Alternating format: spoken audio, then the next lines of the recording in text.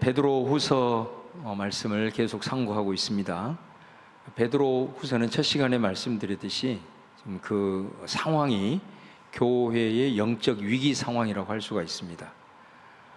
베드로전서에서 말씀했듯이 성도들이 교회를 통해서 복음을 경험하고 그 경험한 복음을 우리들의 삶 속에서 들어가서 그 복음을 살아내고 또 그 다음에 그 복음대로 그것들을 이렇게 증거하는 이런 삶을 살아야 되는데 안타깝게도 그 반대 현상이 일어나게 된 거죠. 다시 말하면 교회가 세상에게 잠식을 당해버리는, 그러니까 이제 세속적 가치가 오히려 교회 안에 들어옴으로써 이제 그 상황으로 인해서 베드로 전서를 이후에 두 번째 편지를 쓰게 된 겁니다. 그래서 베드로후서는 교회 내에 이런 영적인 위기 상황이 지금 배경을 깔고 있다, 이렇게 이제 보시면 되겠습니다. 우리가 이런 상황이 되면은 도대체 어떻게 해서 지금 이런 상황이 되었는가, 어떤 원인을 분석을 하고 그 다음에 그것에 진단을 하고 또 진단이 나오면 그것에 그럼 어떻게 우리가 해야 될 것인지 이제 해결책이 나오는 것이 이제 순리라고 할 수가 있습니다. 우리가 마치 어떤 응급 환자가 발생을 했을 때는 먼저 무엇을 합니까? 응급 환자가 발생을 했을 때는 원인 진단을 먼저 따지지 않습니다. 일단 응급처치를 하는 거죠. 막 검사를 하고 이렇게 하는 게 아니라 먼저는 응급처치를 하고 그 다음에 살려놓고 그 다음에 가서 진단을 받고 그 다음에 그 진단을 따라서 이제 치료를 하는 것을 보게 됩니다. 그러니까 베드로후서 같은 경우는 이렇게 보통 어떤 문제가 발생을 했을 때 그 문제의 순리대로 하는 게 아니라 얼마나 상황이 위급했든지 1장에서는 일종의 응급처치를 합니다. 응급처치를 하고 그 다음에 2장에 가서 도대체 원인이 무엇이었는지 그것을 밝히고 그 다음에 3장에 가서 문제 해결을 위한 메시지를 전하고 있는 걸 볼 수가 있습니다. 그러니까 이것만 보더라도 지금 베드로 사도가 이 공동체 편지를 보낼 때는 마치 응급 환자가 발생했던 것처럼 교회가 상당히 좀 위급한 그런 상황이라고 인식을 아마 했던 것 같아요. 그러니까 여기서 그럼 응급처치가 뭐냐라고 했을 때 1장에서 교회는 성도들은 교회를 통해서 믿음으로부터 시작을 해서 사랑에 이르는 그 8가지의 단계로 우리가 잘 세워져 가야 한다, 이것을 응급처치로 제시를 하고 있습니다. 그러니까 여러분, 이게 우리가 생각을 했을 때 믿음으로부터 시작을 해서 사랑까지 이르는 이 8가지의 신성한 하나님의 성품을 응급처치로 제시를 하는 이유는 베드로 사도는 이것을 신앙인의 정체성이고 신앙의 본질로 보고 있는 겁니다. 여러분, 우리 1:1 오늘 사기 양육자반이 오늘 특송을 이렇게 해주셨는데, 우리가 1:1을 공부를 하다 보면은 우리 1:1 그 키 그림을 이렇게 설명을 하잖아요. 키 그림을 설명을 할 때 뭐라고 얘기하냐면 먼저 내가 중심이었다가 예수님이 내 삶의 중심이 되시고, 그 말은 예수님이 영접했다는 거죠. 그 다음에 예수님이 어떤 분이신지, 또 예수님이 또 뭘 했는지, 지금은 무엇을 하고 계시는지, 그리고 그 예수님을 받아들여 구원의 확신, 그 다음에 뭡니까? 하나님의 성품 얘기하죠. 그러면서 뭐라고 설명하죠? 이것은 우리 신앙의 본질이요 정체성입니다. 그렇게 키 그림을 설명하시잖아요. 장로님 그러죠? 그렇습니다.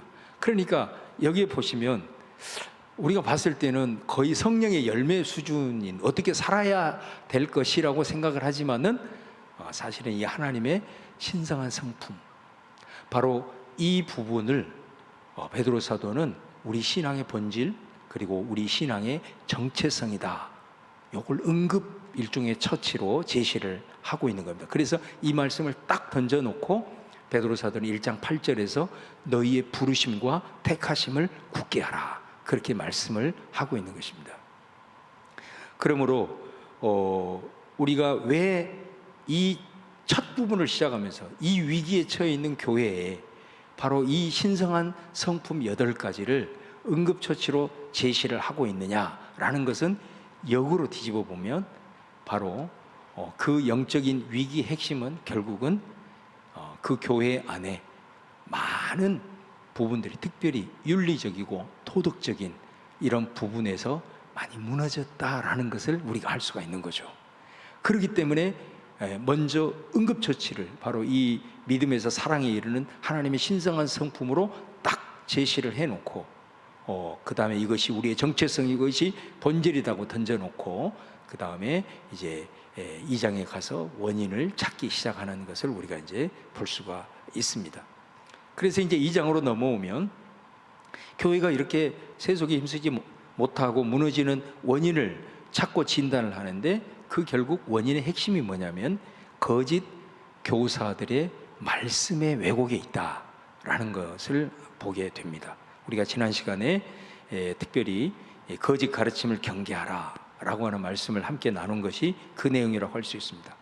우리는 어찌하든 이 모든 것들이 하나님의 말씀에 기초가 되어져서 그 말씀 안에서 이렇게 자라가야 되는데, 그 말씀을 사사로이 풀어버리니까, 그리고 자기는 지금 무너졌는데 무너진 자신을 보지 못하고 자기의 지금 현 무너진 상황을 자꾸 말씀으로 합리화해 버린다든가, 어떤 필요한 말씀들을 자기를 위해서 이렇게 꼭 집어서 이용을 한다든가, 이제 이런 상황들이 발생이 되어져 버린 것이다라는 것입니다.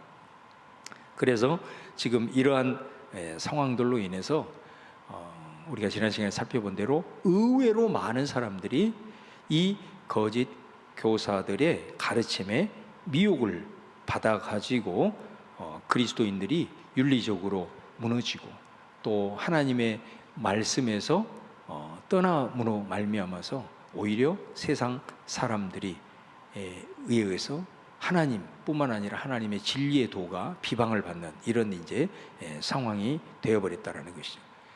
그러니까 이 거짓 교사라고 하는 것을 오늘 말씀을 보시면 알겠지만은 이게 꼭 이단들과 같이 완전히 왜곡된 겉으로 드러나는 그런 사람들만 가리고 있는 것이 아닙니다. 겉으로 봐서는 완전히 신앙인들처럼 보이지만은 머리부터 발끝까지 그냥 세속적인 생각으로 가득 차서 거짓 교사들로 인하여서 많은 사람들이 미혹이 됐다라는 것은 또 굉장히 영향력을 가지고 있다라는 것을 우리가 이제 볼 수가 있는 거거든요. 이제 그런 측면에서 이런 분들이 가지고 있는 굉장히 중요한 영향력을 끼치고 있는 그 사람들의 말 한마디 한마디, 그것은 결국은 본인이 가지고 있는 생각들, 이 생각들이 결국은 나오는 거기 때문에 이런 부분들에 있어서 굉장히 우리에게 중요한 메시지를 던지고 있는 것을 우리가 이제 볼 수가 있습니다. 자, 특별히 저와 여러분이 신앙생활을 하면서 이제 우리 교회 공동체를 이렇게 돌아볼 때 우리가 이제 교회 안에서 점점 신앙생활을 하면 할수록 이제 어떤 영향력을 끼치는 자리로 우리가 가게 될 때에 정말로 그 속에서 내 입에서 나오는 그 한마디 한마디가 많은 사람들에게 끼칠 그 영향력이 크기 때문에 리더의 자리로 가면 갈수록 끊임없이 자기 자신을 늘 돌아보는, 성찰하는 이 부분이 우리에게 절대적으로 필요한 것을 봅니다. 우리가 참 겉으로 봤을 때는 열심히 하고 또 정말 이렇게 참 좋은 신앙의 모델 같은데, 여러분 어떤 사건이 하나 딱 발생을 하거나 어떤 결정적인 문제 앞에 딱 직면하게 되면 거기에서 그 사람의 신앙의 본이 나오게 되는 걸 보게 됩니다. 그런 경우가 종종 있습니다. 그런 상황이 닥쳐왔을 때 정말로 내가 예수 그리스도의 십자가의 정신을 붙들고 하나님 앞에 더 겸비함으로 엎드리고 기도한다거나, 또 그 십자가의 정신을 가지고 용납을 하고, 그리고 그 십자가의 정신을 가지고 상대를 배려하고 또 격려하고, 이런 마음이 아니라 어떤 결정적인 순간이 다가왔을 때는 겉으로 포장된 내 신앙이 벗겨지면서 그 안에 있는 자신의 욕심, 자리의 자리, 이런 것들을 위해서 말을 함부로 한다거나, 그리고 정죄를 한다거나 이간질을 한다거나, 경쟁심을 막 부추겨서 시기 질투한다거나, 이런 상황들이 나오면 안 된다는 거예요. 그렇기 때문에 여기서 말하는 이 거짓 가르침이라고 하는 것은 우리가 정말로 하나님의 말씀의 기초에서 내 말이 나오는지, 아니면 내 입에서 나오는 것들이 신앙을 포장한 세속적인 지금 말들을 하고 있는지, 이런 부분들을 우리가 오늘 말씀을 통해서 좀 잘 분별하고 살아가야 된다. 왜? 이 거짓 교사들은 교회 안에서 어찌하든 영향력을 가지고 있는 사람들이기 때문이다라는 겁니다. 자, 그래서 베드로 사도리 2장 3절 하반절에 이렇게 경고를 해요. 그들의 심판은 옛적부터 지체하지 아니하며 그들의 멸망은 잠들지 아니하느니라. 거짓 가르침을 일삼는 거짓 교사들, 그리고 거기에 미혹된 자들도 같이 심판을 받을 것이다 라는 이제 말씀을 하고, 그 다음에 오늘 4절로 넘어가는 겁니다. 그래서 이 4절은 뭐냐면 과거에 있었던 사례를 우리에게 보여주고 있어요. 그게 구약 성경에 나온 3가지 사례를 보여줍니다. 첫 번째가 뭐냐면은 바로 타락한 천사들, 그 다음에 두 번째가 노아 홍수, 세 번째가 소돔과 고모라. 요 3가지 구약 성경의 사례를 통해서 무너지고 미혹된 그곳에 하나님의 심판이 어떻게 임했는지를 우리에게 잘 보여주고 있는 것이죠. 그래서 이 심판을 언급하는 이 3가지 사례를 보면은 교회와 성도들을 미혹하는 거짓 교사들의 모습이 어떤 모습인가라는 것을 우리에게 보게 되고, 또 그것을 통해서 우리에게 반면 교사를 삼을 수 있는 메시지를 던지고 있는 것을 이제 보게 됩니다. 자, 첫 번째가 4절 말씀해 보시면, 자, 하나님이 범죄한 천사들을 용서하지 아니하시고 지옥에 던져 어두운 구덩이에 두어 심판 때까지 지키게 하셨다, 이렇게 말하죠. 여기에 보면 하나님이 범죄한 천사들, 그러니까 여기서 범죄한 천사들, 누구를 가리킬까요? 여기서 범죄한 천사들, 마귀 사탄, 그들의 세력을 가리키는 겁니다. 그러니까 이 마귀 사탄은 원래가 천사들이었다라는 것을 알 수가 있습니다. 천사들. 그래서 이 천사들이 하나님 앞에 범죄를 한 거죠. 그 범죄를 했을 때 하나님이 심판을 내리신 거예요. 그래서 쫓겨난 겁니다. 자, 그거를 우리가 좀 암시적으로 볼 수 있는 성경이 이사야 14장의 말씀인데, 이사야 14장 12절에서 15절 말씀을 한번 보시겠습니다. 자, 같이 한번 천천히 한번 읽어볼게요. 시작. 너 아침의 아들 계명성이여 어찌 그리 하늘에서 떨어졌으며 너 열국을 엎은 자여 어찌 그리 땅에 찍혔는고, 내가 내 마음에 이르기를 내가 하늘에 올라 하나님의 뭇별 위에 내 자리를 높이리라. 내가 북극 지폐와 산 위에 앉으리라. 가장 높은 구름에 올라가 지극히 높은 이와 같아지리라 하는도다.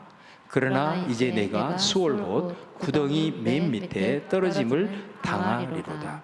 원래 이 이사야 14장 말씀은 그 배경이 바벨론 왕에 대한 심판의 메시지예요. 그러니까 이 바벨론이 고대 근동을 거의 통일을 했지 않습니까? 짧은 시일에 통일을 했지만 짧은 시일에 또 망하게 되는 나라가 바벨론입니다. 그래서 선지서들을 읽어보면 이 바벨론이 왜 그렇게 그 대제국을 형성해 가지고 모든 나라들을 다 통일을 했는데 그렇게 빨리 제국이 무너지게 되었는가 라고 하는 이유에 대해서 바벨론에 대해서는 딱 한 가지를 얘기합니다. 그게 바벨론의 교만입니다. 교만을 얘기를 합니다. 그러니까 이 내용을 보면은 바벨론이 얼마나 교만했는가라는 것을 암시적으로 비유로 마치 말씀을 하고 있는데, 그도 그럴 것이 이 바벨론의 교만이 마치 천사들이 타락한, 그래서 하나님의 심판을 받는 그 모습과 매우 유사하다는 거예요. 그것을 통해서 바벨론의 교만을 지적을 하고 있는 것을 볼 수가 있습니다. 그래서 12절에 다시 보시면 너 아침의 아들 계명성이여 라는 말이 있어요. 그러니까 이 계명성이라는 말을 우리 영어 번역본 중에 최초로 번역한 영어 성경이 킹 제임스 버전입니다. KJV라고, 킹 제임스 버전이 최초로 영어 번역 성경인데, 그 킹 제임스 버전을 보면은 이 계명성을 영어로 뭐라고 표현을 해놨냐면 루시퍼 이렇게 표현을 해놨어요. 루시퍼. 그러니까 루시퍼가 뭐죠? 원래 천사장이었잖아요. 그런데 루시퍼가 어떻게 돼요? 타락해가지고 사탄이 됐잖아요. 그래서 킹 제임스 버전에서는 루시퍼라 이렇게 표현을 하고 있는 거예요. 그래서 그들이 하늘에서 쫓겨났다. 그런데 왜 이들이 쫓겨났냐? 결국은 하나님과 같이 되려고 했다라는 거예요. 하나님과 같이 되려고 했다. 이게 사탄의 전략 중에 모든 전략의 기초가 되는 겁니다. 자기가 천사장이었는데 자기의 그 아름다움에 도취되어 하나님과 같이 되려고 하는 그 교만으로 인해서 결국은 자기가 타락해서 하나님께 쫓김을 받아서 구렁텅이에 빠져들게 되었다라는 거예요. 근데 여러분 보세요. 인간이 어떻게 타락을 했죠? 여러분, 인간을 타락할 때 이 뱀이 와가지고, 사탄이 와가지고 인간에게 어떻게 유혹합니까? 유혹할 때 선악을 알게 하는 과실의 그 열매를 먹으라고 그러잖아요. 그 열매를 먹었을 때는 어떻게 된다고 그래요? 네 눈이 열려서 하나님같이 된다, 이렇게 얘기를 하고 있는 거예요. 그러니까 그 선악과라고 하는 것은 피조물로서 하나님과 조물주를 구분짓는 경계선이라고 할 수 있어요. 그러니까 선악과를 따먹었다는 것은 피조물의 한계를 넘어서 버렸다는 거예요. 넘어가서는 안 되는데 조물주의 그 영역으로 넘어가 버렸다는 거예요. 그러니까 한마디로 말하면 하나님 없이도 살 수 있다는 거예요. 이거예요, 이게. 그러니까 사탄이 타락을 했을 때 똑같은 전략. 나만 죽을 수 없다, 나만 망할 수 없다. 그래서 인간을 미혹할 때도 자기 방식으로 똑같이 미혹을 하는 거예요. 그것이 교만이에요. 그래, 죄의 뿌리는 교만입니다. 하나님같이 되려는, 하나님 없이도 살 수 있다라고 하는 거, 요것인 거거든요. 그래서 오늘 본문에 보면은 이 하나님을 섬기는 천사들이 범죄해요. 그래서 그 타락한 천사들 하나님이 용서하지 않았고, 그래서 그들을 쫓아냈는데, 오늘 본문 4절을 다시 돌아오면 그들을 지옥에 던져 어두운 구덩이에 두어 심판 때까지 지키겠다, 이런 표현이 나옵니다. 그러니까 우리가 어떤 사람이 죄를 지으면 어떻게 합니까? 먼저 체포를 하잖아요. 결박을 합니다. 결박을 해서 어떻게 하죠? 구치소로 넣죠. 구속을 해가지고 구치소를 넣습니다. 그래서 구치소에 넣어놓고 이제 재판을 받게 해서 그 마지막 재판의 결과에 따라서 집행되는 것을 보게 돼요. 그러니까 이들도 하나님 앞에 범죄를 지어서 이제 결박을 받아, 그리고 구덩이에 던져졌다. 이 구덩이에 던져졌다는 것을 요한계시록의 표현으로 무저갱에 갇혀 있다, 이렇게 보는 겁니다. 무저갱에 갇혀 있다.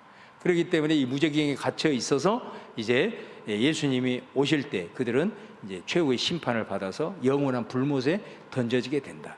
그러니까 여러분, 이 무저갱에 갇혀 있다라고 하는 의미가 마귀는 이미 이제 예수 그리스도 십자가와 부활을 통해서 그렇게 큰 힘을 쓸 수 없다, 그런 말이에요. 무저갱에 갇혀 있다라는 말이. 그러니까 여러분, 마귀는 절대로 우리를 어떤 상황을 통해서 물리적으로 사실을 우리를 무너뜨릴 수 없습니다. 성도들을 절대로 못 무너뜨립니다. 마귀 그 힘의 능력으로는 성도들을 절대로 무너뜨릴 수 없습니다. 그러면 어떻게 무너뜨린다고요? 마귀는 유혹합니다. 이게 무저갱에 갇혀 있는 겁니다. 그러니까 마귀는 인간을 유혹해서 인간 스스로 무너지게 만드는 겁니다. 그러니까 우리가 무너졌다는 것은 마귀 때문에 무너진 게 아닙니다. 마귀가 유혹해서 내가 무너진 겁니다. 마귀는 절대로 우리를 무너뜨릴 수 없습니다. 믿으시기를 바랍니다. 왜? 무저갱에 갇혀 있기 때문입니다. 이게 지금 마귀의 실존인 겁니다. 십자가의 부활을 통해서 이미 머리통이 날아가 버린 겁니다. 남아있는 꼬리 힘으로 하는 게, 그 꼬리 힘이 뭐냐? 미혹하는 겁니다. 유혹하는 겁니다. 그러니까 마귀라는 존재에 대해서 그는 절대로 우리를 무너뜨릴 수 없어요. 그가 할 수 있는 것은 우리를 죄를 짓게 만들고 우리를 무너지게 만들도록 유혹하는 겁니다. 그걸 꼭 분별을 하시고, 그래서 우리가 그 유혹에 넘어가지 않도록 해야 돼요. 그래서 모든 죄의 책임은 마귀에게 있는 게 아닙니다. 나한테 있는 겁니다. 그것을 아셔야 돼요. 그러나 마지막 날에 이 마귀는 그 미혹하는 그것 때문에, 그리고 마귀의 그 미혹하는 거짓 선지자들, 이들이 다 이제 불못에 던져지게 되는 것을 우리가 이제 볼 수가 있는 거죠. 그러니까 어찌하든 간에 이 천사들이 어떤 범죄를 저질렀느냐, 이사야 말씀에 내가 하늘에 올라 하나님과 같아지리라 그랬잖아요. 자, 그런데 이 말씀을 구체적으로 풀어준 대목이 있습니다. 우리가 베드로후서 2장과 매우 유사한 본문이 유다서입니다. 그러니까 여러분들이 베드로후서 2장을 읽어보시고 유다서를 읽어보면 내용이 80%가 일치합니다. 내용이 똑같습니다. 거의 80%가 일치합니다. 그래서 이 베드로후서와 유다서 내용이 이만큼 유사한데, 이 본문 4절을 유다서는 어떻게 기록을 하고 있느냐? 유다서 1장 6절을 보시면은, 자 보세요. 또 자기 지위를 지키지 아니하고 자기 처소를 떠난 천사들을 큰 날의 심판까지 영원한 결박으로 흑암에 가두셨으며, 이 앞뒤 문맥이 똑같습니다. 그런데 우리가 읽었던 4절 말씀을 유다서는 이렇게 표현을 하고 있는 거예요. 범죄 내용이 여기서는 뭐라고 얘기를 하죠?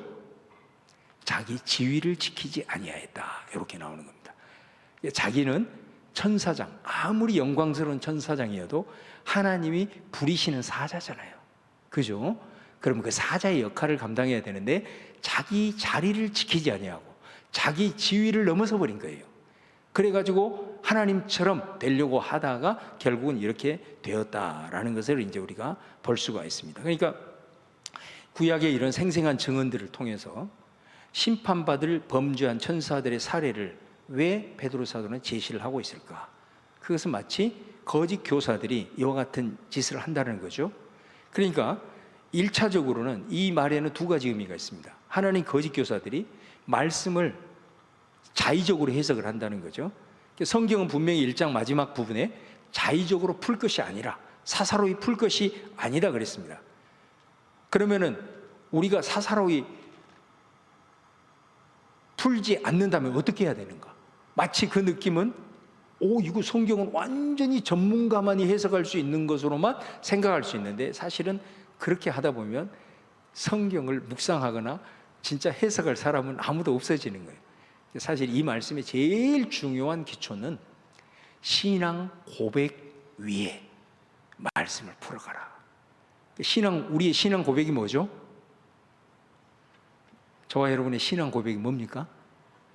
사도신경입니다. 사도들의 신앙 고백. 그것이 지금 2000년 동안 쭉 이어오면서 우리의 기본적 신앙 고백을, 성경의 내용들을 아주 압축해서 조직적이고 체계적으로 만들어 놓은 것이 사도신경. 그래서 이 성경의 전체 내용을 우리의 신앙 고백으로 담는 게 사도신경이에요. 그러니까 우리가 성경을 해석하고 나아갈 때 반드시 이 신앙 고백 위에 우리의 성경의 풀이가 이어져야 된다. 그러니까 여러분, 사도신경을 거부하는 사람들, 그러니까 여러분 성경을 누가 막 여러분한테 설명을 하게 될 때 내가 봤을 때 좀 이상해, 그러면 혹시 사도신경을 신앙으로 고백하시나요? 이렇게 물어보세요. 이단들은 사도신경을 절대로 고백하지 않습니다. 사도신경을 제대로 고백하는 사람은 이단일 수가 없는 거죠. 그러니까 이 사도신경이라고 하는 전통 위에 먼저는 삼위일체 하나님부터 마지막 육체의 부활, 영생, 종말까지 이르기까지 이 모든 전통 위에 말씀을 풀어나가는 것이 바른 모습이다라는 것이죠. 자, 그런데 이것만이 아니라 오늘 이 유다서가 말씀했던 것처럼 우리가 자기의 자리와 위치를 잘 지키는 것도 중요합니다. 오히려 어떻게 보면 우리에게는 이것이 우리에게 더 중요한 메시지로 다가올 수가 있습니다. 여러분, 사실 우리는 모든 공동체 안에 관계로 엮여 있는 우리는 그 속에 자기 자리가 다 있는 겁니다. 가정 안에도 부모의 자리가 있고 자녀의 자리가 있는 거고, 더 깊게 들어가면 남편의 자리가 있는 거고 아내의 자리가 있는 거죠. 그 자리를 잘 지키는 것이 행복한 가정의 비결입니다. 그런데 그 자리를 넘어서 버려요. 자기의 자리가 어딘지 모르고 거기서 자꾸 넘어서려고 하다 보면 거기서 마찰이 생기고 항상 모든 문제의 원인이 된다라는 것입니다. 교회도 마찬가지입니다. 공동체이기 때문에 자기 자리가 있는 겁니다. 근데 그 자리를 이게 자칫 잘못하면 잊어버리는 경우가 있을 수 있다는 거예요. 그 자리, 그 자기 지위를 지키지 아니하는 것을 그 사탄이 그랬다는 거예요. 그것이 교만이래요. 그러니까 여러분, 우리가 가끔 이렇게 이제 보면은 열심히 이렇게 일을 하고 사역을 하다 보면은 사람들이 막 칭찬해주고, 그리고 그러다 보면 자연스럽게 내 영적인 영향력이 올라가고, 또 이렇게 하다 보면은 자기 자리를 잊어버리는 경우가 있어요. 자기 위치를 망각해버리는 경우가 있어요. 그래서 오바를 하게 돼요. 항상 거기에서 문제가 발생을 하는 겁니다.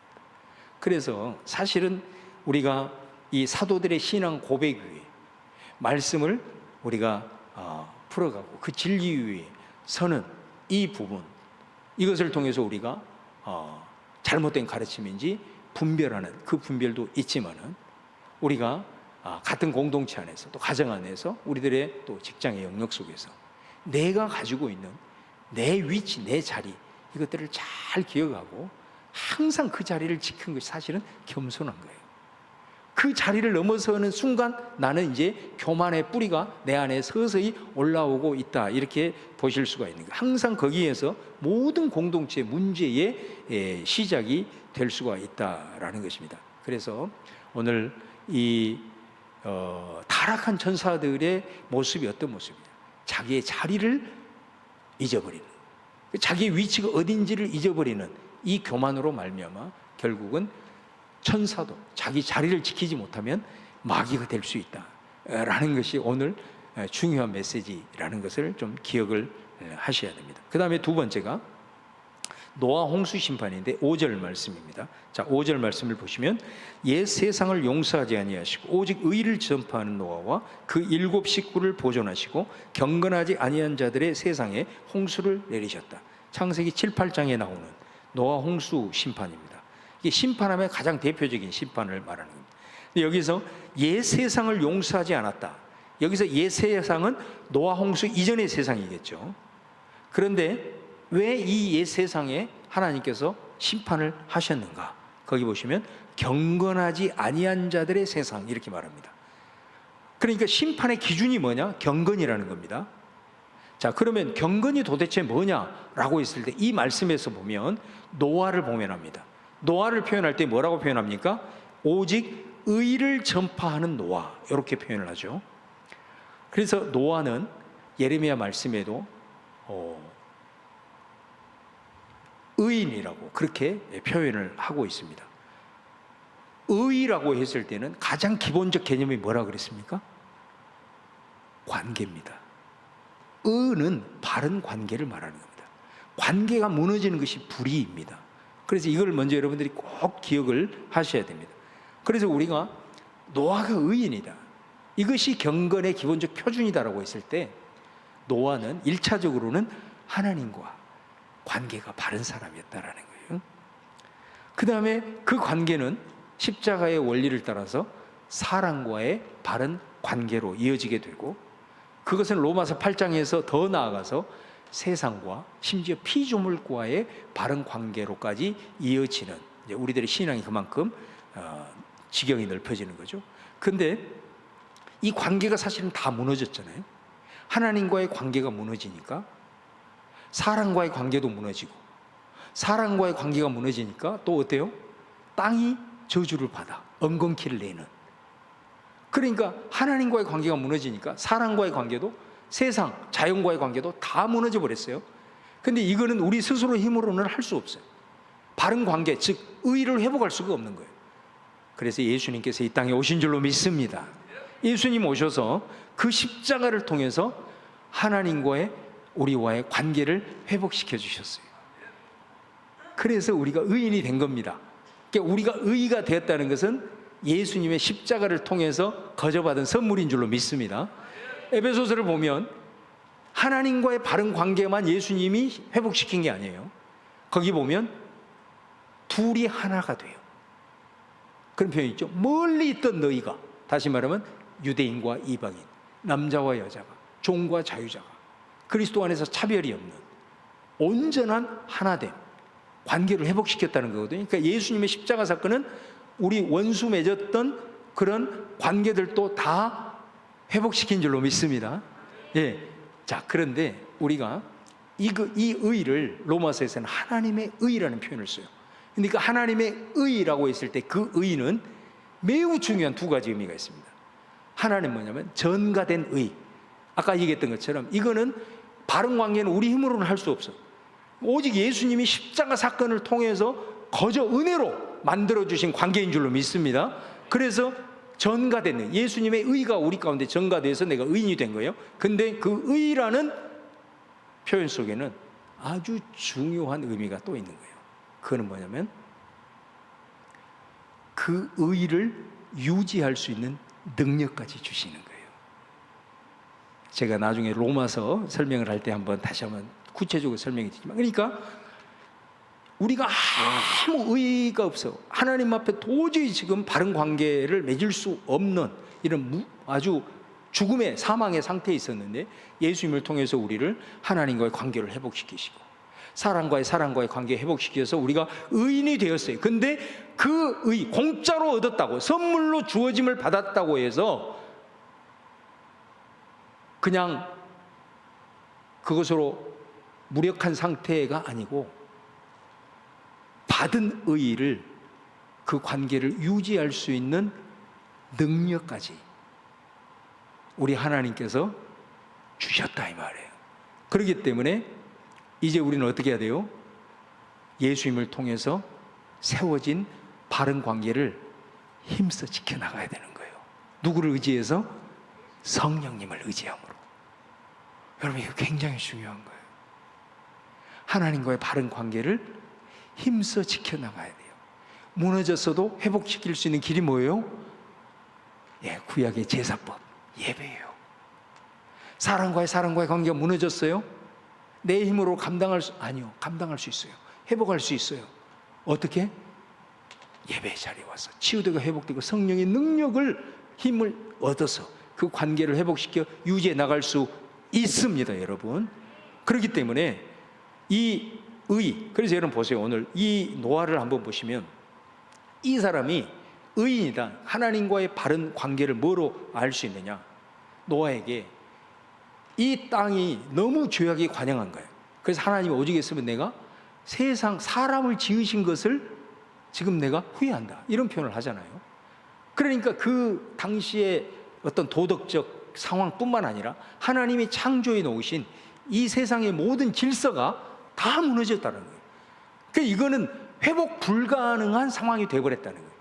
그래서 노아한테 이 세상을 내가 심판하겠다, 그러므로 너는 그 심판을 대비해라, 그렇게 말씀을 하십니다.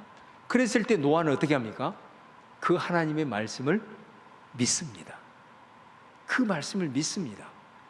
그리고 믿고 어떻게 합니까? 배를 만들기 시작합니다. 근데 배를 1년, 2년 지은 것도 아니고 몇 년을 지었죠? 120년. 우리식으로 이제 생각하면 안 됩니다. 노아가 거의 600살 이상을 살았기 때문에 120년 동안 배를 만드는 겁니다. 그러니까 여러분 상상을 해보세요. 그거는 뭐를 의미하죠? 여러분, 날씨가 1년이 지나 2년이 지나 30년이 지나 50년이 지나도 심판이 올 기미가 안 보이는 거예요. 그리고 사람들이 얼마나 왔다 갔다 하면서 조롱했겠어요? 그럼에도 불구하고 노아는 끝까지 종말에 올 그 심판을 대비하고 있어요. 그 말은 뭔 말일까요? 그만큼 하나님을 신뢰하고 있다는 거예요. 이게 노아의 의예요. 하나님과의 관계, 어떤 모습으로든 흐트러뜨릴 수 없는 하나님의 말씀이기 때문에 자기는 그 하나님에 대한 절대 신뢰가 있기 때문에 그 하나님의 말씀을 끝까지 순종해가는 이 노아의 모습, 바로 이것이 의인 노아의 모습인 줄로 믿습니다. 자, 그리고 사람들 관계도 마찬가지로 의를 전파한다 그랬잖아요. 노아가 이 소식을 듣고 자기만 살겠다고 했을지는 않았을 거예요.